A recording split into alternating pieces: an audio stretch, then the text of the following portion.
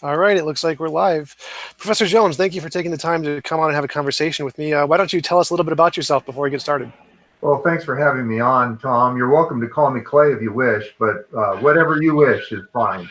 Well, uh, growing up, my father was an atheist and my mother was an astrologer, and together we attended the United Methodist Church.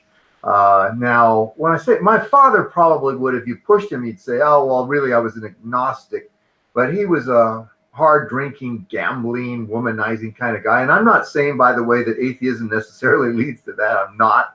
Just want to make sure I'm clear on that because I know how that can go. But I'm just saying that that's what he was. When I say my mother was an astrologer, and when I say she was an astrologer, I mean she was into the occult. And I think because of my dad's affairs, she was just running off trying to find something to soothe herself. Well, anyway, when I think I was 11 years old, my dad became a Christian, and his life radically changed. And we all sat there and went, "Wow, there's something real here." But I think because my dad thought religion was stupid, and my mother thought everything religious was good. So I think I was interested in truth claims. And by the way, at that time we were attending the United Methodist Church, and you think that's odd for somebody like my dad and mom to attend the United Methodist Church, but the pastor didn't believe a word of it. I mean, he wasn't a Christian either. I mean, he didn't believe a word of it. But like I said, when my dad became a Christian, I became a Christian at almost 13, and I think that all of us became interested in, well, all of us, or I shouldn't say all, but most of us then became Christians. But I think the interesting thing about it is I became interested in truth claims. What's true? I mean, is this religious occult thing true? Is the Methodist Church true? Is none of it true? I remember my dad had Altheiser's book, The Death of God, on our shelves, and I'd walk by and look at that and kind of go, wow, God is dead. What does that mean as a growing up? So anyway, then I got my bachelor's. So I went off and got my bachelor's in philosophy and a master divinity. And then I went off and got a doctorate.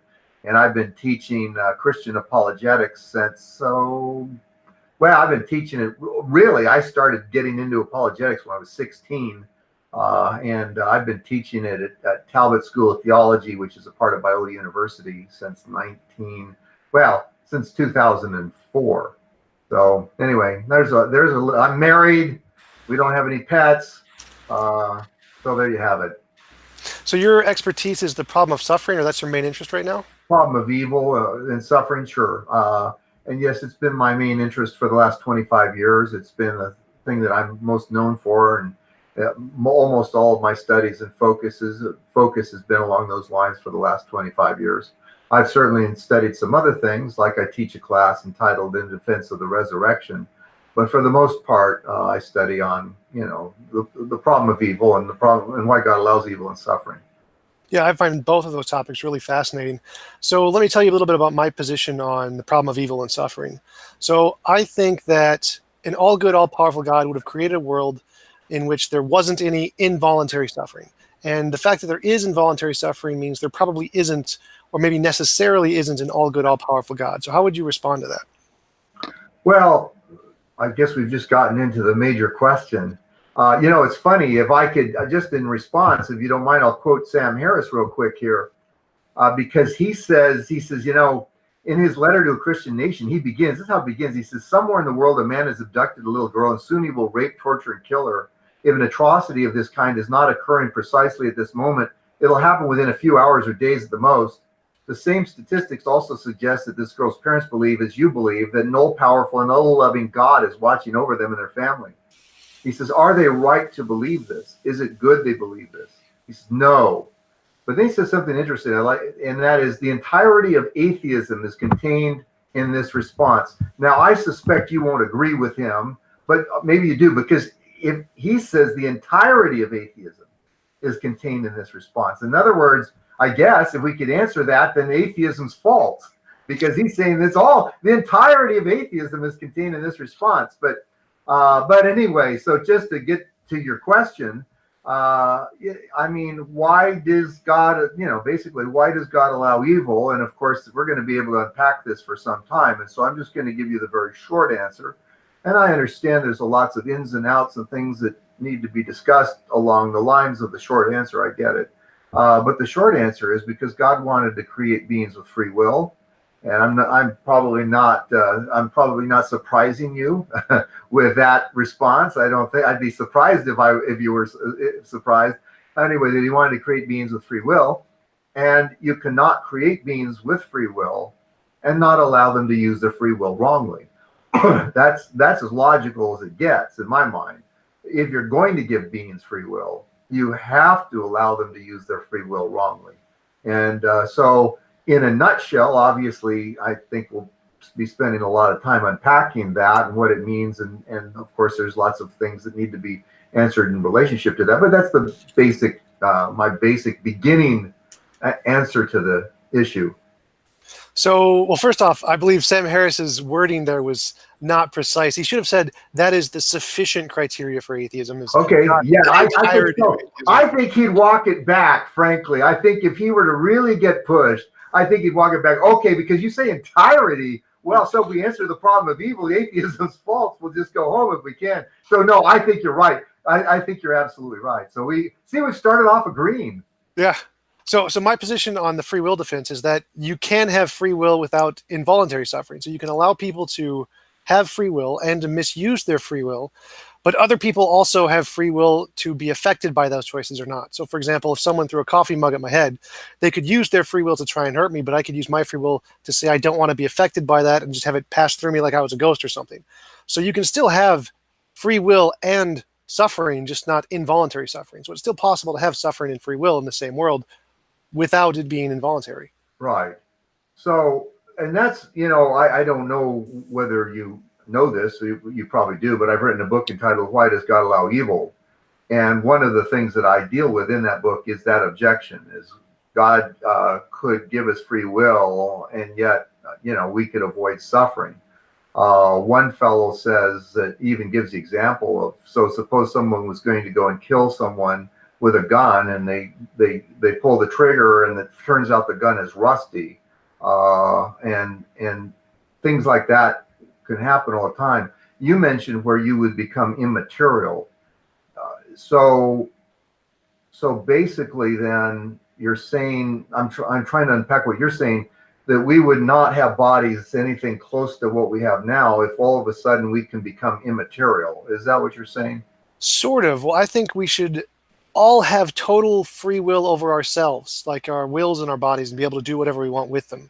So if someone was going to hurt us, we should have free wills over ourselves to change our bodies in such a way that we wouldn't be affected.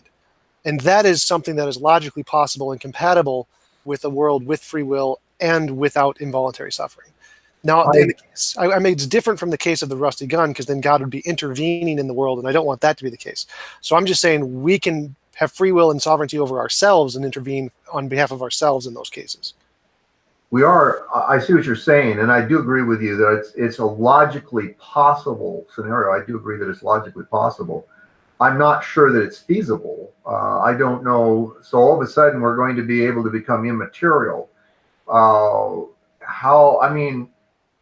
It's funny because I'm thinking, most atheists, and I don't know that you believe this, and one thing I want to always avoid is putting words in your mouth, but most atheists that I know are materialists. We're just material stuff. And so you think the world should be such that we could all of a sudden become immaterial. Is that right? Right. So my position, I am a materialist, but if there was an all-good, all-powerful being, the kind of world it could have created is such that we could transform ourselves. And there is actually a material way to do that also. For example, have you seen the movie The Matrix with Keanu Reeves? So we could all. One was great. The next two were terrible. But anyway, yes. Right, exactly. So we could be in a computer program, and if we're in a computer program and each individual has sovereignty over themselves, they could make themselves immaterial in the video game or in the computer world, just like you could if you were a non-physical being. So if we existed in the Matrix and someone threw a coffee mug at you, you could essentially just have it go through you and unaffect you and just turn off the physical contact option in the settings or whatever, and it wouldn't hurt you at all. So that is we are actually technologically getting to the point where we can create this world ourselves. So it would be very strange if God couldn't create it. So I'm just trying to make sure I understand how this all works. So Billy is, for instance, this is one of the analogies I give in my book. Billy's cutting his steak next to his little brother Bobby, and he takes the steak knife and he jabs it into Bobby's side. Bobby, of course, goes immaterial, and the whole family laughs, right? Because it's just, I mean, isn't that funny? Look at Billy's trying to kill Bobby and he can't. That's what I call basically a cartoon world, where you can't really hurt each other. Wile E. Coyote can have an anvil fall on his head, and he's going to be okay because he goes immaterial at the last minute. And he can chase the Roadrunner, but he can't actually grab the Roadrunner because the Roadrunner becomes immaterial at the moment he actually puts his hands around his neck. The Roadrunner becomes immaterial. And but what's the difference between that and a cartoon world? Well, a cartoon world isn't like a pejorative. It doesn't mean that it isn't possible or is a bad thing. But I would think about it like this. In this world that I'm describing, you could live in a world exactly like the one we're in right now. You would just have to choose it. So you could live in a world where you don't have the ability to go immaterial. You don't have the ability to dodge the knife, essentially. And you would be subject to other people's immoral inclinations. But only people who choose to live in this world would do so. The others can just go to the immaterial settings and be in their world of their settings and not be affected. And that world... I'm sorry, go ahead. Well, that world is a morally superior world to the one we live in, because you still have everything we have in this world, because you can choose to live in a world exactly like this one. But you have the benefit of being able to choose not to. And so all of the benefits of this world are attainable in the world I'm describing, but there's also more. The consequences... So if somebody has really evil desires and wants to hurt somebody else, they basically then can't do it. Well, no, and that's not what I'm saying. I'm saying they could do it. Like, you could live in a world exactly like ours, with every single rule being exactly the same, laws of gravity, laws of physics, everything the same, where just Hitler can gas the Jews, all the bad things can happen. The only difference is the only people who live in this world are the ones who choose it. You have to voluntarily choose to be a part of this world. And if you don't, you can go to the other world with the ethereal options where you could just turn off pain and suffering and not be affected. So all of the benefits, all of the free will, everything exists in this world I'm describing, but it's optional. So we have dual worlds going on. So I'm just trying to understand this for a minute. So, but in the world that you would probably choose to live in, the world where you really can't hurt each other, I'm guessing, where people can't hurt each other, then back in that world, people would have to, if somebody really wanted to do harm to somebody else, they wouldn't be able to. Right, you'd have to consent to it. You'd have to let them harm. You'd have to consent. You'd have to consent to them cutting off your fingers or killing them. I get it. Exactly. So in that world, then, let me ask you a question about that world. So suppose somebody slips off the side of a cliff and they fall down. Can they consent or decide then to become immaterial? Yes, they can then just fly. They can just fly. And okay, well, one of the problems with that world is you don't have any moral. You can't do anything of any significant morality, moral standing, because you can't physically hurt somebody. You can't stab somebody. You can't I guess would that also go to like robbing somebody, that you could keep them from robbing your stuff? Right. Yep. Okay. So in that world, you wouldn't be able to have a grossly immoral action ever. Well, no. Remember, in this world, I know there's this other world where you could choose it. I'm talking about in the world where you can't, where you have the option of being immaterial. In the immaterial world, I don't see how you could be responsible for any grossly moral action ever. Well, again, remember, this is all the same essential world. You just have the option of being in these two different categories. So let's just say it's on the same planet then. Right, just like different. Okay, that's helping me understand it a little bit. We're on the same planet, but some people can choose to never be hurt by anything, and other people can choose why they'd want to is not clear to me. but other people can choose and say, yeah, okay, no, I want to be in the world where you can cut my fingers off and steal my stuff. Right. Right. So in that world, that is an option. You can have moral consequences and immoral actions and moral actions to helping people. All of that is a possibility. It just has to be a consensual possibility. You have to agree to the possibility beforehand. Or you can say, I'd rather not do that and avoid the suffering and be one of the ethereal people. Let's suppose, just for the sake of discussion, that everybody chose to be one of the ethereal people, which I suspect people would. If that were the case, you would have a world where no one could do any moral harm to each other. No gross moral harm, anyway. Correct. It would be impossible to involuntarily harm other people. And that would be a morally superior world to ours. So people wouldn't be able to learn the horror of how people can harm each other. No, they could. They would just have to consent to it. That's a possibility. Well, no, I know, but I'm just saying, in a world where everybody said, no, I don't want to be hurt, you don't have the experience. Nobody's having the experience of learning that, my goodness, we can really severely hurt each other. That's now gone. That's off the table. And so people can, so I suppose you think that people can hate your guts and they can want to murder you. I think I'm going to guess that you would say that they could want to murder you, but they won't be able to murder you because you could, even though they try, although I think they'd give up soon because they'd realize it was fruitless. But that they would want to murder you, but they wouldn't be able to murder you. And so we could have a whole bunch of people running around going, I wish I could cut his head off, but I can't cut his head off. Bummer. But again, I realize the pejorative aspect of suggesting that it's a cartoon world, but it just seems to me like a cartoon world. No matter what the coyote does, he can stick dynamite. He can blow up something. You know, the Acme TNT can go off. Roadrunner's fine. An anvil can fall on his head. He's fine. He can fall from 3,000 feet. He's fine.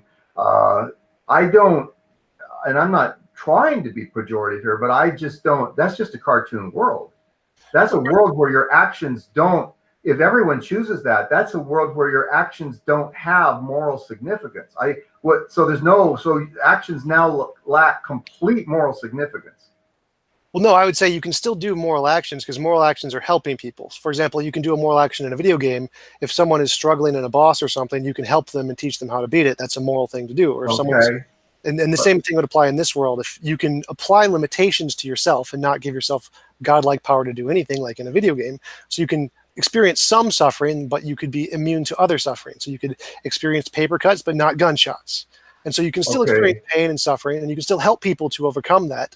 So there are still degrees that you can experience morality and immorality. It's just not to the absolutes. There's a limit, and that limit is optional. And from my position, if there was an all-good, all-powerful God, this is the only world it could create.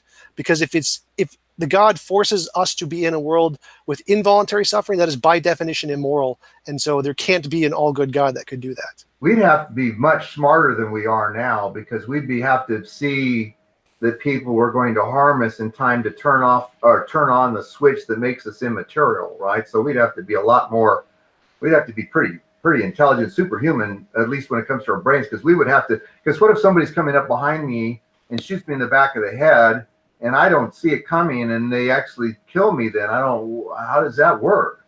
Well, you would make the settings beforehand, so you'd say just anything that could kill me is off. So that's not an option. So anything that could kill me that was off, but anything that could really hurt me is off too. Right, you can set the limit to say how much pain you're willing to experience. So just like don't guess too many people even want to stub their toes. We turn the stub your toe function off. I'm guessing. It's possible.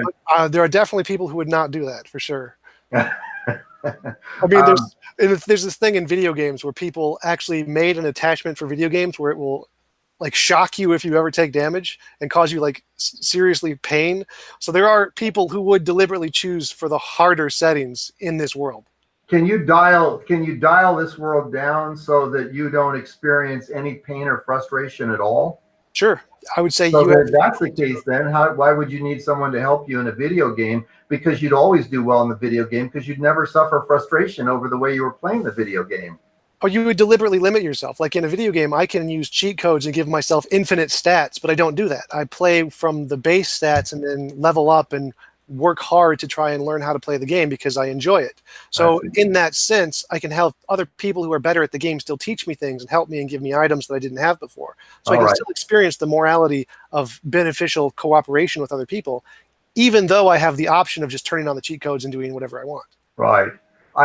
It seems whatever we're talking about in that world, we're not talking about human beings as we know them. We're talking about God would have had, if God were to exist, he would have to have created beings that were significantly different than they are now and much smarter than they are now, much more intelligent. So we're no longer dealing with humans per se. I'm not quite sure that's true because we humans have this capability. We can technologically we're at the point where we can build the matrix and do exactly what I'm saying word for word. So I don't think so. I don't think my next book has a long section on artificial intelligence, but we won't get off on that and the success of this and whether the singularity is coming and all this. But anyway, I mean, apologize to interrupt. I'm not talking about artificial intelligence here. I'm just talking about a computer program, just like the Matrix. We don't need AI for this. We just need a big enough storage data center to be able to be a part of it, like integrates consciousness or put on a headset or something.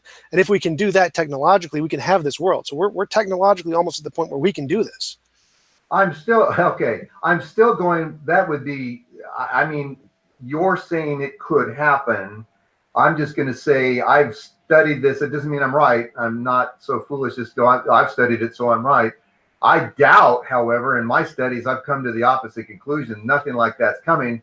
But that's not the point of this program and this episode. So we won't go there. You know, I'm sticking with, I don't know how this world exactly works. You become immaterial whenever you want to. If you see a threat, you can dial it down. You've got this kind of, it's an inconsistent world, a world, like I say, where an anvil can fall on your head and it doesn't hurt you. It just passes right through you because you become immaterial. But let me go to perhaps a more significant point for me than all of this. And that's related. It's related, but a more significant point. And it is this. I argue that God wants us to learn the horror of rebellion against him. And so he allows us to live in a real world where we can really hurt each other and really do wrong to each other. And if, you know, one of the things that, of course, atheists bring up is they'll bring up like Auschwitz and the Holocaust and stuff like that. And that actually can go both ways. And what I mean is I'll say to people, say to atheists and skeptics, and they usually don't like it. You're a jovial guy, you might be fine, but I'll say, you know, if there is no God, who caused the Holocaust? And who is at fault for the Holocaust if there never was a God? And the answer to that is, right, it's humans. Humans did the Holocaust. That humans, there's something in humans, as right now we're talking about putting God aside here. There's something in humankind that likes to murder people. And so there's something in humankind that likes to rape people and something in humankind that likes to steal their stuff. And that's, like I say, God's out of the picture. This is what humankind does. Humankind is therefore not good, innately good, because if humankind can do genocide, as they've done in large numbers over the centuries, humans aren't good. And we've got a big problem there. But what if God wanted, now putting God back in the picture, what if God wanted humans to learn this information? What if God wanted humans to learn, you know what, once you rebel against me, here's where the world's going to end up. In other words, the world that you're talking about is a morally thin world. There's not much to it. The world I'm talking about is a morally thick world.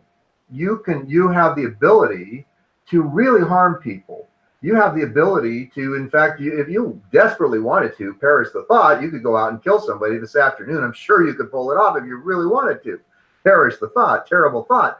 But that's a morally thick world. And also, it occurs to me what about, just going back for a minute, can people slander in the immaterial world? What do you do about people hurting each other through slander and gossip?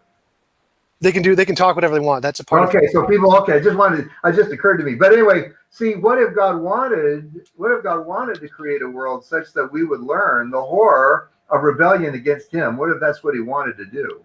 Well, the first sentence you said, I think, was really telling. You said, God can allow us to be a part of this world. Now, that part I have no problem with. The problem is that God didn't allow us to be a part of this world. He forced us to be a part of this world. We didn't have the option. It wasn't an allowance kind of a thing. Well, I don't know exactly what I meant when I used that word, and I'm not running from it because it's not that big a deal to me. But God, the bottom line is that God put us in a world where we would know the horror of rebellion against Him, and that's what we're learning here is that that sin, rebellion against God, is a really, really, really destructive thing, and it leads to Auschwitz. It leads to the Khmer Rouge. It leads to Mao and China, and for that matter, a lot of stuff that's going on in China still. It leads to all these things, and this is valuable knowledge for humans, that they learn that rebellion against Him is really a very stupid thing to do. Right. So my argument is that if there was an all-good, all-powerful God, He would have given us the option. So we could choose to be in that world where we can lose that, or we could choose to not. And if He's forcing us to do that against our will without our consent, that's by definition slavery and by definition immoral. So it can't be an all-good God. That it completely invalidates the possibility. I don't see how it's slavery that He allows us to make decisions to rebel against Him and therefore to hurt each other. Oh no, that part's fine. That part's totally fine. It's that's free will, right? I mean, it's not. He created. He allows humankind to have free will. Humankind uses that free will to kill each other.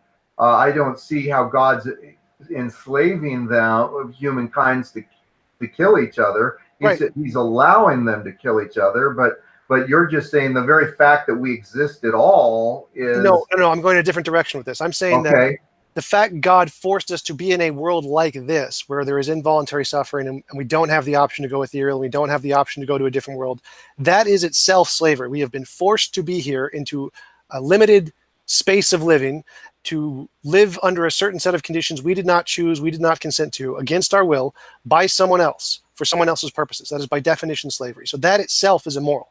So the fact that God forced me to live in this world and did not give me the option to go to this other world I'm describing is itself an immoral action. Yeah, I understand that you're saying that, and I think I understand why you're saying it. Of course, you won't be surprised by this, but I totally disagree with it. And I think part of the reason is if Christianity is true, if it is true, then eternal life awaits.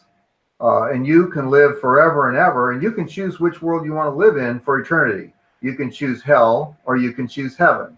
And you have the choice on whether you're going to live in hell forever or whether you're going to live in heaven forever. And you have the choice between those two, and the choice is completely up to you.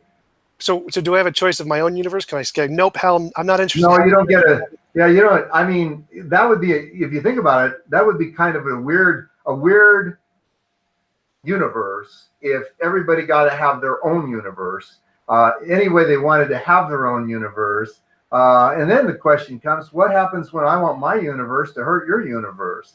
I don't know how cartoons don't keep coming back to this, where it's not a real world, where it's so far removed from everything that we are now and whoever we are. We're just so far removed. We got to have like superhuman intelligence. We got bodies that can go immaterial anytime they want. We can fly, as you said. I mean, we're not even talking about humans even remotely as we know them now.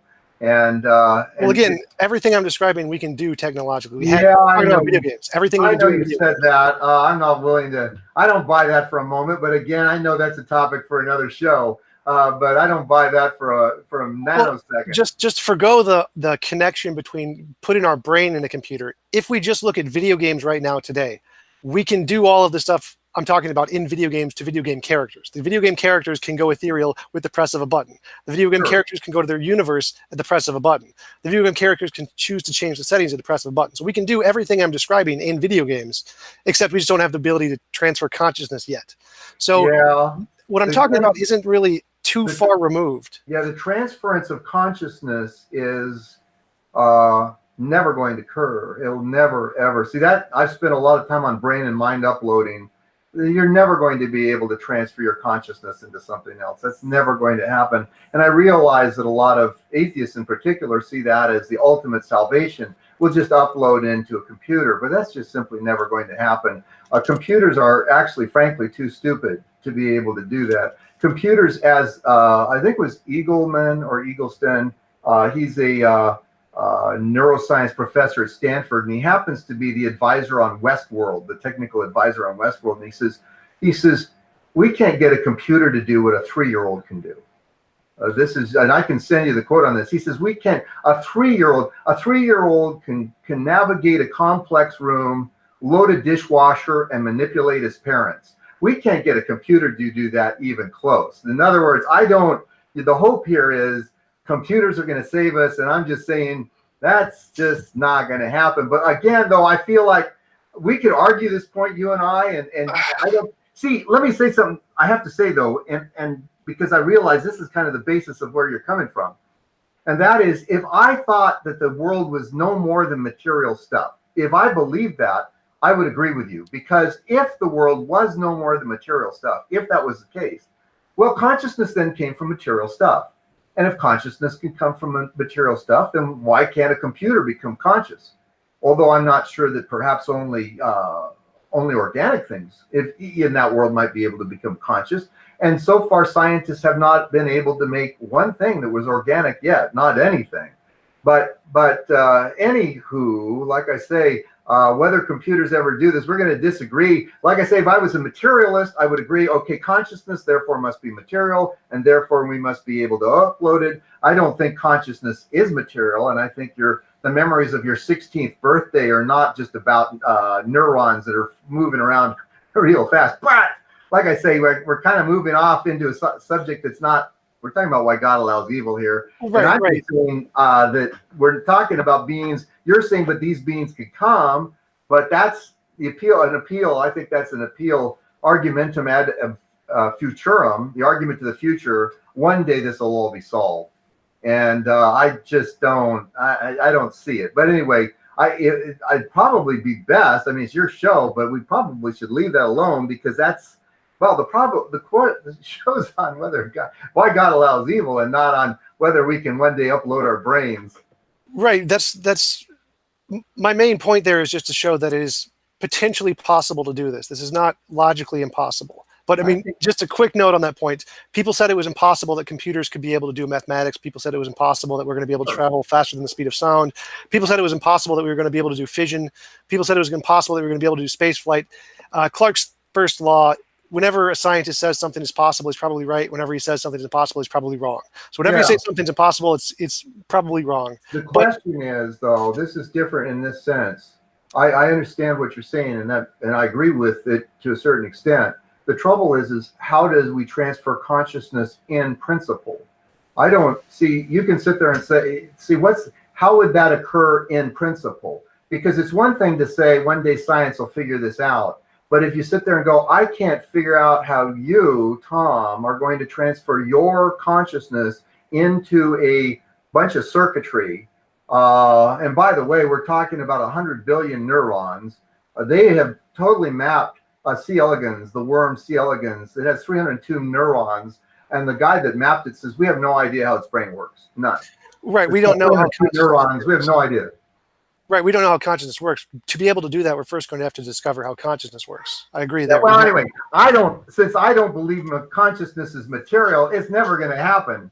But and I don't see how, in principle, like I say, and you're right in lines with Chalmers, as a matter of fact, at New York University, and he says we don't even know how consciousness works. But he's convinced, though, along with you, that one day they're going to discover how it works, and they're going to be able to upload it into computers. In the meantime, by the way, he hopes to be frozen at Alcor, so that one day they'll bring him back to life.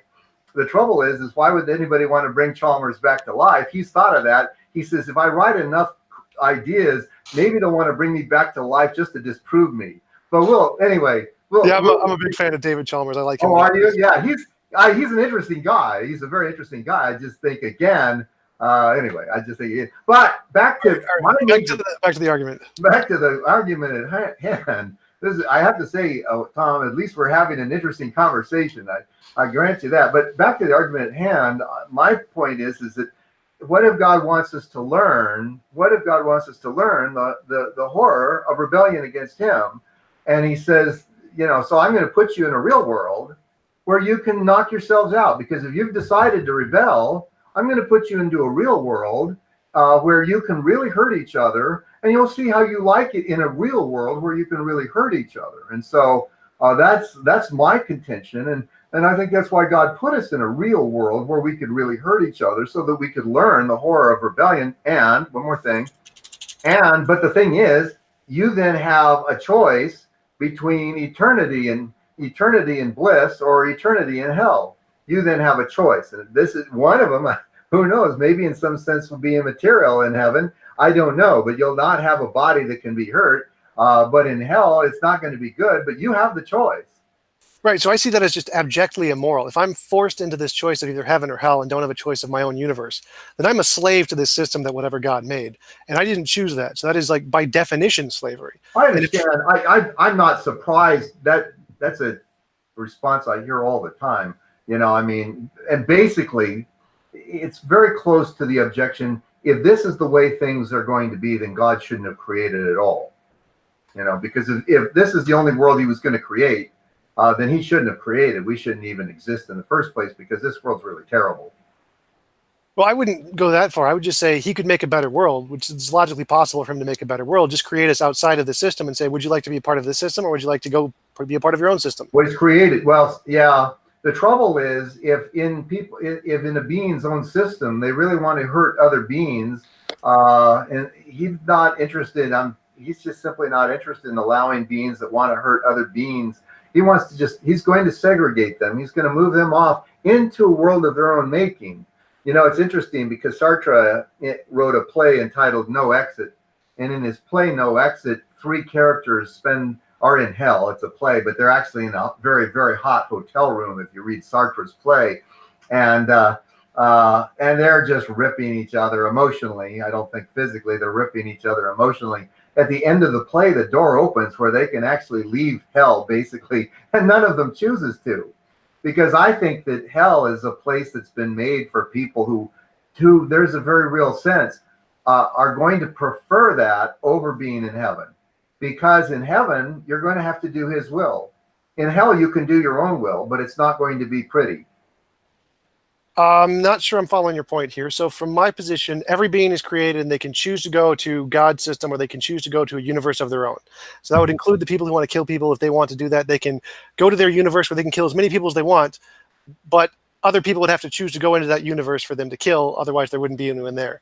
So there'd have to be lots of universes, right? I mean, they'd have to have the universe where you can kill people, and then maybe the universe where you can't kill people, but you can steal their stuff. Well, I'd put it this way. I'd say every person gets to decide for themselves the universe they want to be a part of. And you can join someone else's universe if you want. You can make a collective universe. You could go to God's universe. I mean, God's all powerful, so they can do this. See, you use the word all powerful. I think that's spot on. I think we're talking the same language now. In other words, you want a universe where everybody can be their own God. Pretty much. Well, sort of. There's a limitation here, is that they can't impose involuntary restrictions on anybody else. Yeah, so in that sense, they can be their own God, but they can't interfere with other people's being their own God. Right, exactly. Right. That would be the ideal universe. Exactly, in my opinion, the hub of what's going on in the entire universe is that you've got people, a huge amount of people who want to be their own God. I absolutely, positively, and the creator of the universe says, I'm not going to allow people to be their own God. There's me. Now you can obey me, and I'm going to give you eternal bliss forever. And I realize as an atheist, you probably see his commands as onerous. I personally, obviously, do not. And so I sit there and say, so all I have to do is honor God and obey God and do what's pleasing to him. And he's going to allow me to do what I want to do and be free. And yeah, I can't rape and murder and pillage and look at porn, but I can do pretty much anything that I want. And so anyway, that's the hub of this whole thing. Is your design. You want everybody to be able to design a world where they're their own gods, but they cannot interfere with other people's desire to be their, or way that they want to be their own gods. I'm not sure that there wouldn't just be, well, there's 7 billion people alive today. I'm not sure that wouldn't mean there would be 7 billion universes, because you can't intersecting with each other would always create problems. Well, no, you can voluntarily choose to be a Or part of you someone else's could, universes, or but you if could you don't want choose to to be with make those a other collective people, one. you just have 7 billion universes. Right. So in this world I'm describing, you could follow God and be a part of God's world and worship God and follow God's commands. The only difference is that the people who don't want to do that have an option B. They can say, I don't want to do that. And that seems to be a morally superior world to this one, a clearly morally superior world. Well, of course, from where I'm coming from the Christian perspective, we don't even remotely. This isn't a surprise, but we don't even remotely think that's a morally superior world. How so? I think, like I say, I think first of all, it's a cartoon world, and secondly, the morally superior world is where our actions really mean something. For instance, what I mean is, you can't show love and compassion and selflessness. I mean, real. Well, let's leave love alone for a minute because that has a lot of definitions, including sexual love. But when it comes to courage and selflessness and compassion, those three attributes can only really occur in a world where people can be injured. If people cannot be injured, you can't have selflessness or courage or and that kind of thing. You can't have that kind of thing because there's nothing to be selfless or courageous towards. But remember, you can choose to be a part of that world. The only difference here, we can have everything we have in this world. Okay. Yeah, So well, that kind of invalidates your entire argument. but you could be in that world that has courage and compassion and selflessness if you want to, but if you don't want to, but see, the world that you want to live in, forget the world that could exist. The world you want to live in is the world where there's no courage or selflessness or compassion, because there's never anything to be courageous or selfless or passion or compassionate about. Well, no, I would still have all of those things. I would still allow a certain level of suffering. Unless somebody can be really injured or can really suffer, there's no reason to be selfish or compassionate ever. Because, no, right, we can still have that. Remember, you can design your own world, which means I would have suffering in my world. You keep saying, yeah, but you could have that in this world. No. Again, apologize. That's not the world you want to live in. I apologize. Just to correct you. Again, in video games, there's difficulty settings, right? You have an easy, a hard, a very hard, an insane difficulty setting. You can think of this world as like the hardest possible difficulty, or it's probably not even the hardest difficulty setting. There's definitely harder settings we could be at. This world is at some difficulty setting. I'm still going to have some pain and suffering and hardship, just like in the video game. It's just going to be slightly less than this world. But so you're still going to have all that for other people, though. And if everybody else in the world, in your world, if everyone else in your world chose not to have pain or suffering, then they would never be in pain or suffering. And since they would never lack food, they would never lack anything in your world. So there would never be any reason for you to show courage or compassion or selflessness towards them, because they would never be in a place of being in that position.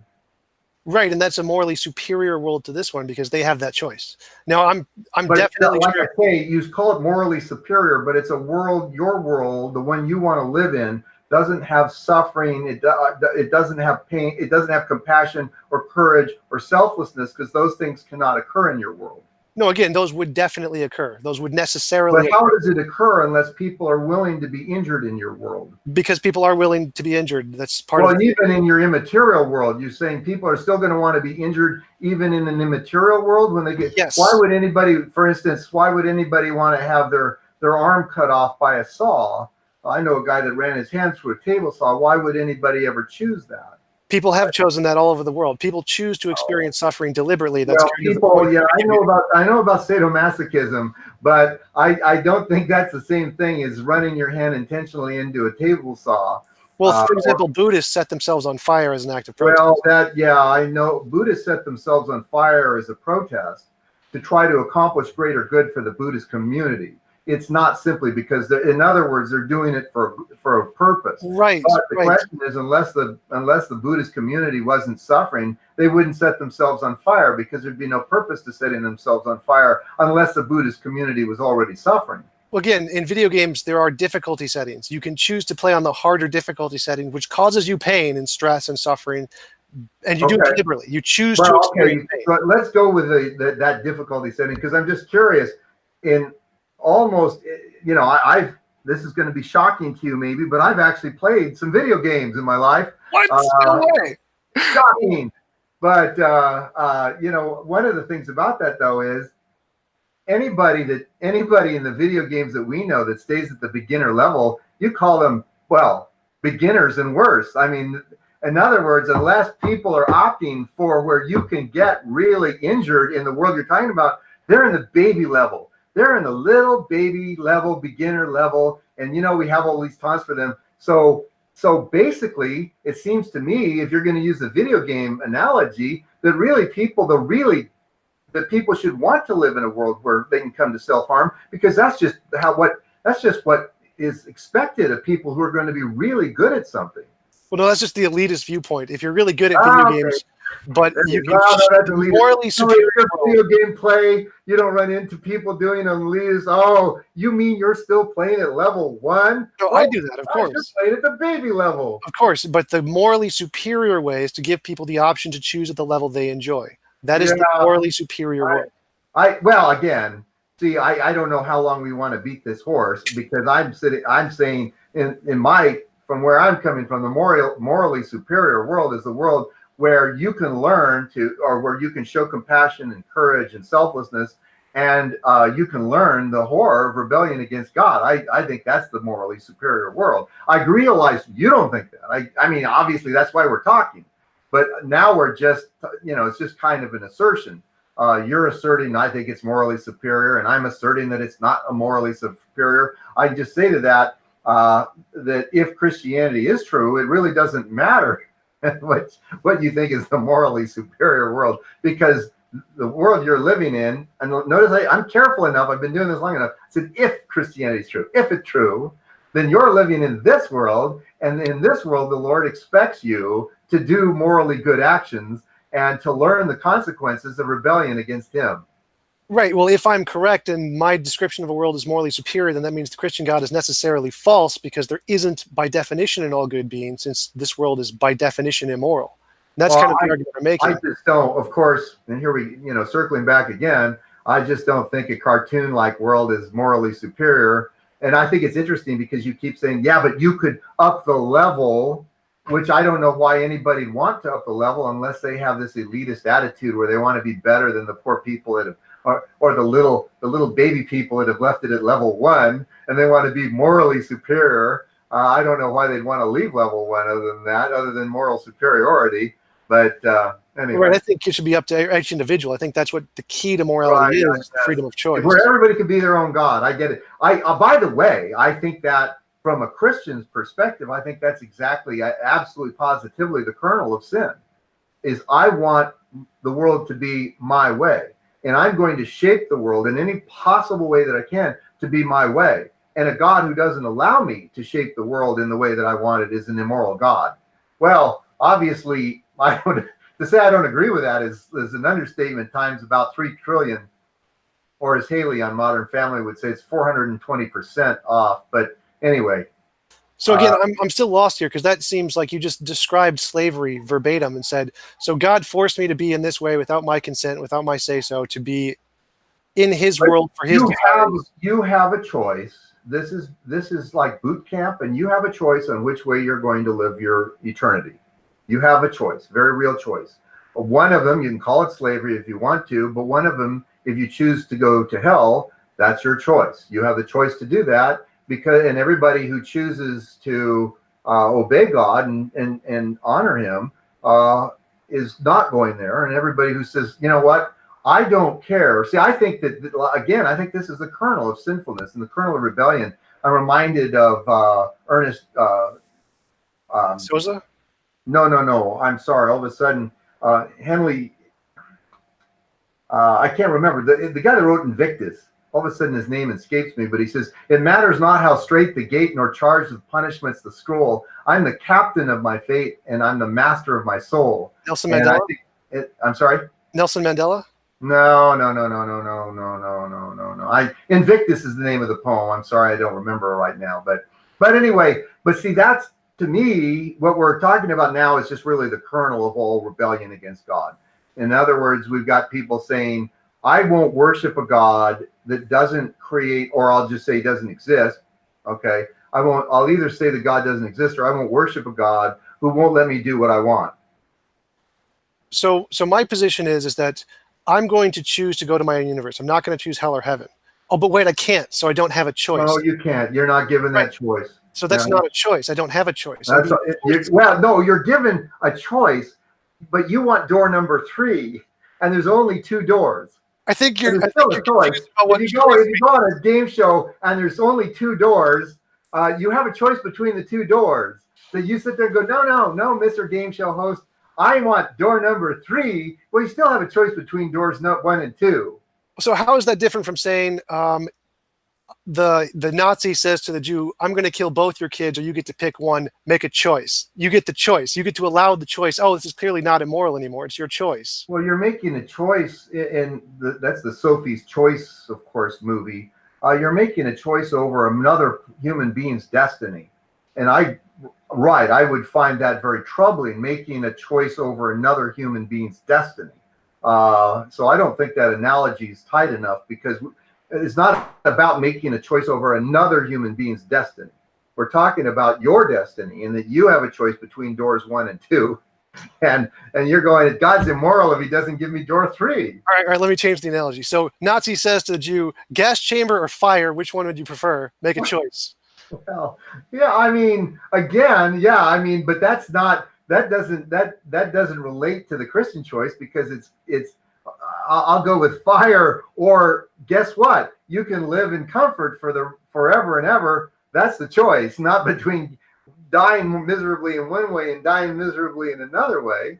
Well, because the choice is you have to serve God or you have to go to hell, right? And so from the perspective of someone who isn't a Christian, it's like the fire or the gas chamber. No, I understand. Oh, I actually, on that particular point, I agree with you. You see, because I don't think, the trouble is, and philosopher Dallas Willard put this well. He says, it's not that anybody wishes to go to hell in the abstract. It's just that people don't wish to be the kind of being that would want to be with God. And I think that's the case. Is that I think you're right on that, and that is, you don't want to be with God, and that's why I think that's why Sartre's play No Exit is right on the money. They didn't want to be there, but even more than not wanting to be there, they didn't want to be outside there, because they knew what outside there might be. And I think that's the case. So we say that the gates of hell are locked from the inside. C.S. Lewis said that the gates of hell are locked from the inside. But that seems obviously false to me, because we only have the option of the oven and the frying pan. Like, well, if yeah, locked from the inside, we'd have to have the third option. If we have the option to go to our universe and stay, then you'd be right. But we don't. We've been forced into this. I understand why you're saying that, but saying that eternal life in heaven, where you're going to be reunited with other brothers, other Christians, that eternal life in heaven is equivalent to the frying pan. I mean, you can say that if you want to, but see, I guess partially though, I'm agreeing with you in this sense, and only in this sense. I'm agreeing with you in this sense, and only in this sense, that you're not, that if you don't want to worship God, that it would be hellish to be with him. If you are one of those who's decided, I want it my way, I'm thinking of Burger King, have it your way. I want it my way. And if I'm not going to get it my way, I don't want to be in a world, in a kingdom where I have to do his will. That would be just as hellish as just simply going to hell. You see what I mean? See what I'm saying? Right. Absolutely. I totally agree with you on that. Well, so at least we're thinking the same thing. And all I can say is why is that not immoral? A sign of your own, well. Because, it wouldn't be, clearly be morally superior to give us the third option. See, that's where I have to say, and I say, but that's a sign of your own fallenness, that you just simply can't understand that God's ways actually are better. And I realize you're going, well, yeah, if you're a Christian, I understand that. I'm just saying, as a Christian, if you want me to tell you what I think is going on as a Christian, that's the answer. But the thing is, as a Christian, we live in this world here. This is the world we actually live in. And it does have moral, we're all going to die sooner or later. And it does have significant moral actions are involved in this world. And you can learn the horror of rebellion against God. And I think the Holocaust and all these other genocides are teaching us the horror of rebellion against God, because look at how bad humankind can be. And again, even if there is no good God, put him out of the picture, it doesn't change this fact. Genocide shows us how bad humankind is without God. So I'm still not following your argument here. So if we're just going with the afterlife, say we have this world and then we die, we have the option between heaven and hell. How is it not morally superior to give us a third option to go to our own universe? Where is because well, it's because that would mean that there's an area of I don't call it the cosmos, call it the universe, call it all that exists, that simply decided to rebel against God, rebel against his ways. And what's the message? What's the message then to free beings? The message to free beings is you can thumb your nose at God, you can hate his guts, you can spit in his face probably wouldn't work very well, but you can try to spit in his face, and he's going to be fine with that. He's going to give you a little world over here, or actually, though, by what you said, he's going to give you countless universes over here where you can do whatever you want, and everyone can be a god and they can be in charge of their own universe. Well, right. How is that not? Isn't that what Jesus said? Jesus said, turn the other cheek, right? If you're going to posit, you see, we're kind of going around in circles here. If you're going to posit that honoring God in heaven is a hellish existence, which I do agree that's what's driving much of atheism. They don't want to serve God. And I'm going to insult a lot of your listeners. I don't think most of the arguments, in fact, all of the arguments from atheism are intellectually honest. They're about, I don't want to see the truth because the truth would lead me to believe that there really is a God, and so I reject it. Now, I understand, by the way, Tom, you reject that completely. I get it. But I'm just telling you, here's the other point of view, and you asked me, how could that be a moral universe? And I'm just saying, you can't have a universe, if let's put it this way, if there is a supreme being, if there is an all-good and all-powerful being, you're saying that this all-good and all-powerful being should allow people to hate his guts. And I just simply, you say that's more moral. I don't think that's moral at all. Well, I go with Jesus here when he says, turn the other cheek. When someone has slapped you, you turn the other cheek and let you slap them again. That seems like a more moral outcome. Or when we look at the Jainists who are strict nonviolent and someone hits them, they don't hit them back. Sure. And they just let them be angry at them. That seems to be morally superior to the one who strikes someone back. So yes, I would say that it is clearly more moral if there was an all-good, all-powerful being to let beings hate them. Of course, there's a giant difference between living in unambiguous and open rebellion against the good creator of the universe and slapping somebody in the face and an insult. For instance, Jesus did say, if anyone slaps you on the right cheek, turn to him the other also. He didn't say, and nor do the overwhelming majority of Christians believe, that if anybody raped your wife, let him have your daughter also. He could have said that. He didn't say that. That would have, that would have been a game changer if he said that. That there's a level of sin and rebellion where he's just simply not going to put up with it. Well, right, like you said earlier, when you're deciding the fate of other people, that's not fair. But when you're deciding your own fate, it seems perfectly reasonable. Well, it's about, again, if you're going to sit there and say everybody ought to be their own God, and if Christianity is true, there is only one omnipotent, all-good being. If it's true, and you're saying, yeah, but this omnipotent, all-good being should allow other people to hate his guts. You can say you think that's a more moral universe. I think that's an immoral universe. And I don't know, but to go with it a little farther, Christianity, of course, from where I'm coming from, Christianity actually is true. And so it's kind of a big get over it, because this is the world we live in. We don't live in a world where we can go immaterial. I'm suspicious of brain uploading, but that's another conversation. But anyway, so I don't think we're going to get any farther than that. Well, so let's grant where you said that heaven is good and it's all not the frying pan. So we have the options when we die. We could go to the good place or we could go to hell. How is it not a morally superior to give them a third option? Like, I don't see how that isn't. Because you just said it's just rebellion against God. But I'll tell you one of the reasons is because it sends a message to beings in an incredibly inappropriate message to beings. Hey, you can rebel against the most intelligent, the supremely intelligent, supremely good, supremely powerful being, and he's just going to be like a doting old senile grandfather and go, that's fine as long as everybody has a good time. I don't think that's a morally superior universe. I understand that you do. I think a morally superior universe is just exactly the way the Bible reveals it when it comes to you have a choice between heaven and hell, and there is no door number 3.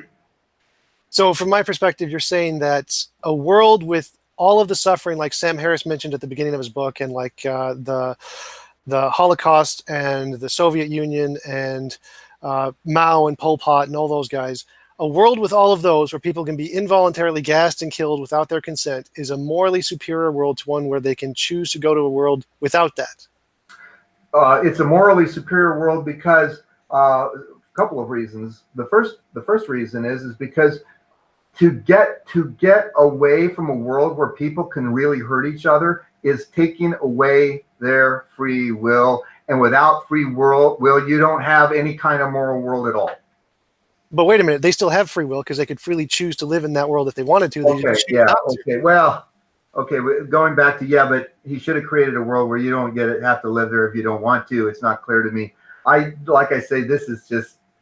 I'm afraid we're circling around now. I think that's a cartoon world. That's not happening. Computers aren't going to upload your brain. Scientists don't know what consciousness is. In the real world, this is the way it is. And for those of us who are Christians, we say, I makes total sense to me that the creator of the universe isn't going to create a world where people can eternally rebel against him. In other words, what? Just to clarify, even if it is a cartoon world, that still disproves the free will defense because it proves we can't have free will with a world of suffering. You just have to choose it. I am afraid, like I say, it's a cartoon world where your moral, and another thing is moral actions don't mean anything because you can't hurt anybody. But see, I realize, because I know where you're going now. Yeah, but they can hurt others if they want to go into that world. See, this is like a chameleon where all these things all these different possible worlds are going on. And most of the people, I think, are going to live in a cartoon world, and where there's no moral action because you can never show compassion or courage or selflessness because nobody ever is going to be in a place where those things are needed.